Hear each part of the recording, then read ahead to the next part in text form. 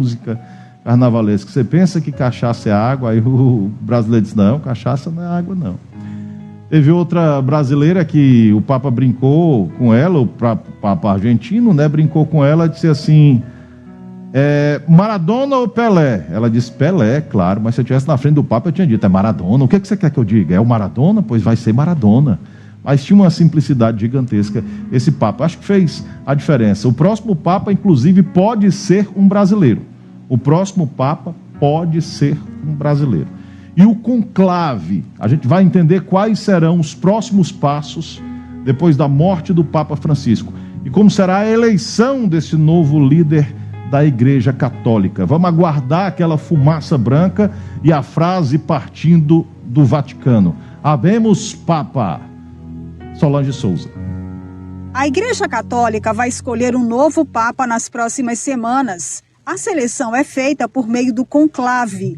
Hoje são 252 cardeais, 138 eleitores com menos de 80 anos e 115 que não têm direito ao voto. Acontecerá o conclave, que deverá ser convocado a partir de agora pela igreja, porque a sede Pedro agora está vacante.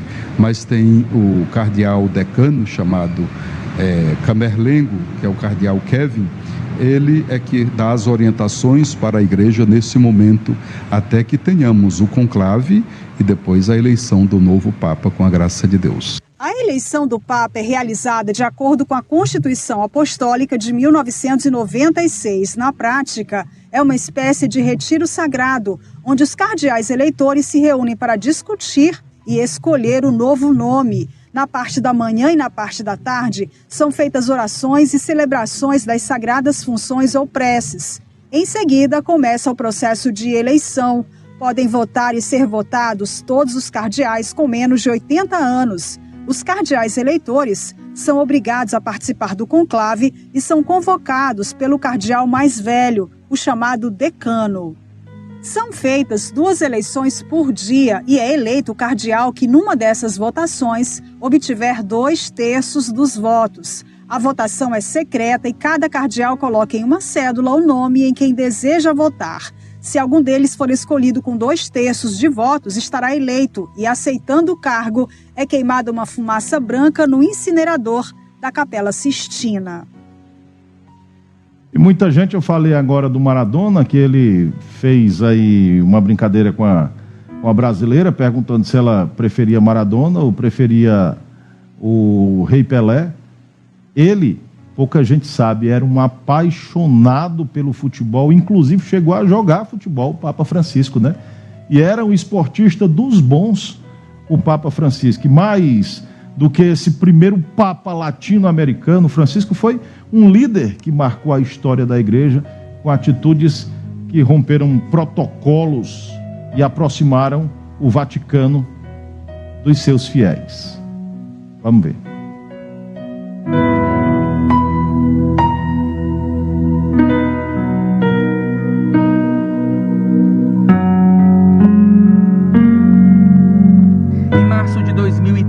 A Igreja Católica escolhia um novo líder, o primeiro Papa latino-americano, o primeiro jesuíta a assumir o cargo e o primeiro a adotar o nome Francisco, uma referência a São Francisco de Assis, símbolo da humildade e do cuidado com os mais pobres.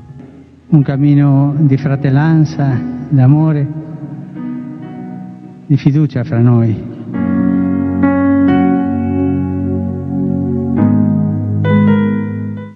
Desde o início, Francisco mostrou que queria transformar a igreja. Sem mudar a doutrina, ele enfrentou temas sensíveis, como os escândalos de abuso sexual. O pontífice travou uma batalha interna contra a cultura do silêncio sobre as denúncias de pedofilia, aumentando as penas para aqueles que tenham cometido crimes dessa natureza e abolindo o sigilo pontifício, usado por líderes eclesiásticos para omitirem diante deles. Diversos escândalos sexuais vieram à tona durante seu papado, o que levou a igreja a pedir perdão às vítimas mais de uma vez.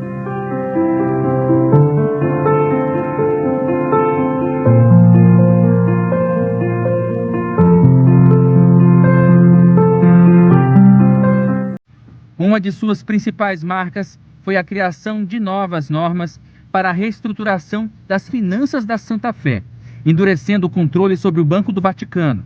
Incluiu medidas para frear a corrupção nas contas, como a proibição de investimentos em paraísos fiscais e recebimento de presentes que ultrapassem o valor de 40 euros. Outra grande mudança veio com a abertura da Igreja para os dilemas do mundo moderno. Francisco assinou a primeira encíclica ambiental da história, cobrando líderes mundiais sobre a crise climática.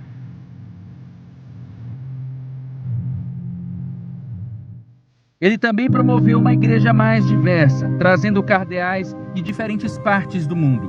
O pontífice ainda deu início ao maior processo de consulta popular da história, na qual convidou 1,3 bilhão de fiéis a opinar sobre o futuro da igreja.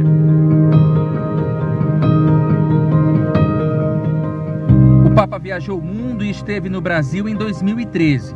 Francisco veio ao Rio de Janeiro para participar da Jornada Mundial da Juventude, em sua primeira viagem internacional como líder da Igreja Católica. Na época, o evento levou mais de 3,5 milhões de pessoas à Praça de Copacabana, sendo a maior movimentação de visitantes em uma única cidade do Brasil até hoje.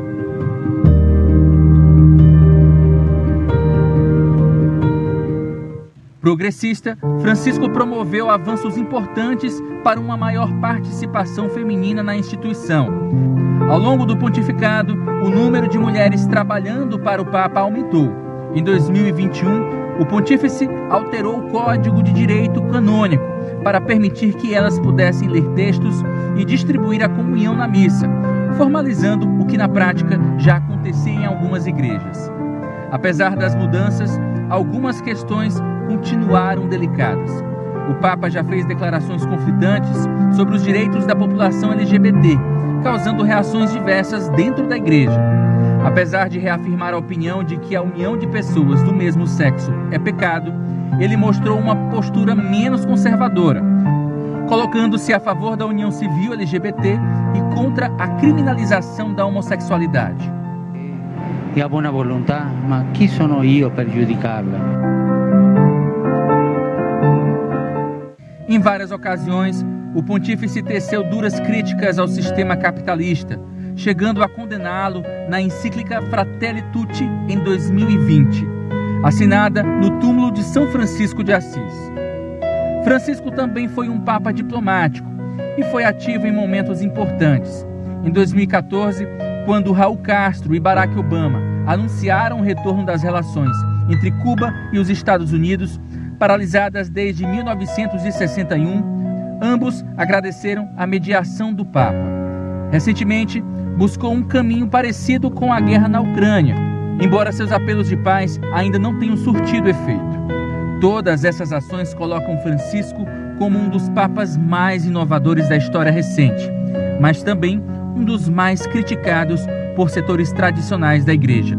E mesmo com resistências e desafiando tradições, buscando uma igreja mais aberta e inclusiva, Francisco seguiu sendo uma figura carismática, admirada por fiéis e não fiéis. Resta saber qual será seu legado definitivo para a história do catolicismo.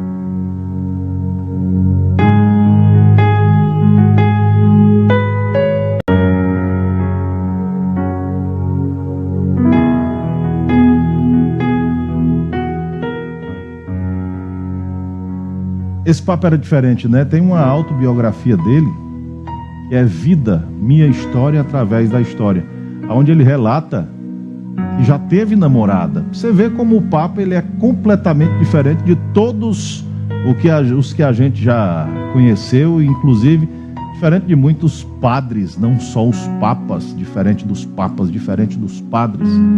Aquela igreja mais tradicionalista que existe, aquela pessoa que gosta mais daquele Papa sem poder tirar brincadeira nenhuma, sem sair do protocolo. Ele não era assim, né? Ele brincava, ele falava o que pensava, e nessa autobiografia dele, ele jamais relatou o nome da namorada. Ele disse que namorou, Um namoro que ele disse que era uma mulher muito doce, uma mulher maravilhosa, mas que acabou se casando. Se separaram e ela casou, teve filhos, e ele, por causa disso, dela ter levado a vida, tocado a vida dela, ele jamais falou o nome dessa ex-namorada dele.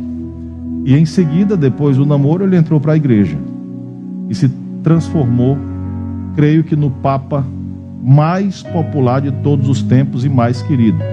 A gente teve o Papa João Paulo II também, né, que foi um grande Papa, pelo Papa que eu acompanhei, né, que eu me lembro. O Bento XVI também, depois do Papa João Paulo II, mas ninguém se compara ao Papa Francisco. Tem o seu diferencial. A Igreja Católica hoje perde o seu principal líder. E em breve a gente vai ficar na expectativa de que havemos Papa, um Papa brasileiro, né? Por que não um Papa brasileiro? Olha, já eu vou chamar o Felipe Guedes, ele está na rua trazendo a informação.